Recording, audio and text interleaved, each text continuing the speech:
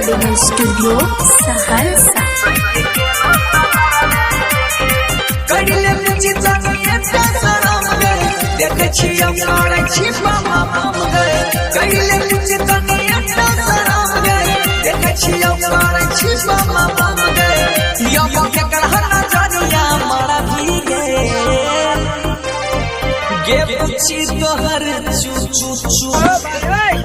तोहर तोहर चुनरी नहीं संभारो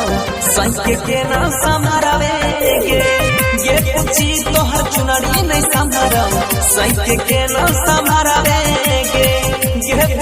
तोहर चुनरी नहीं संभारो संके के ना संभारवे गे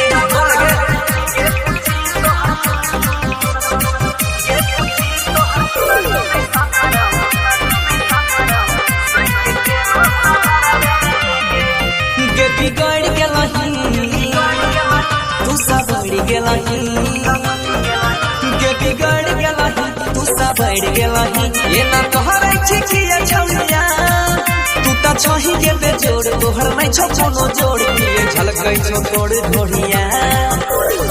सब छोड़ा कह छो तोरा माल गे रखे बचा के अपन दोनों गाल गे सब छोड़ा कह छो तोरा माल गे रखे बचा के अपन दोनों गाल गे एक कते पसंद की झड़ा भी गे पुची तोहर गे पुची तोहर चुनरी नहीं संभारो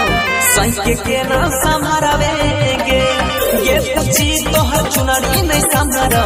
संके के ना संभारवे गे पुची तोहर चुनरी नहीं संभारो संके के ना संभारवे गे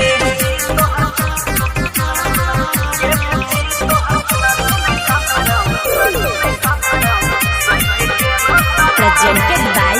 पीस एंटरटेनमेंट। गाचा कत छही गे गाचा कत छही गे गाचा कत छही गे गाचा कत छही गे बड़ा मन छही एक पीस के बिजन के तारिए ना मुसकी नहीं मार तोड़ा देखिए के बढ़ी जाय छै खीस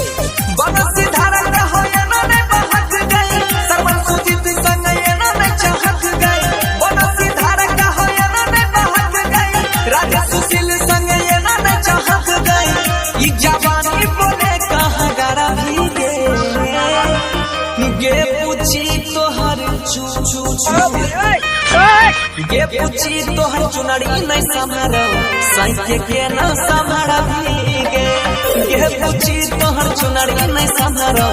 संके के ना संभारवी गे पूछी तोहर चुनरी नहीं संभारो संके के ना संभारवी।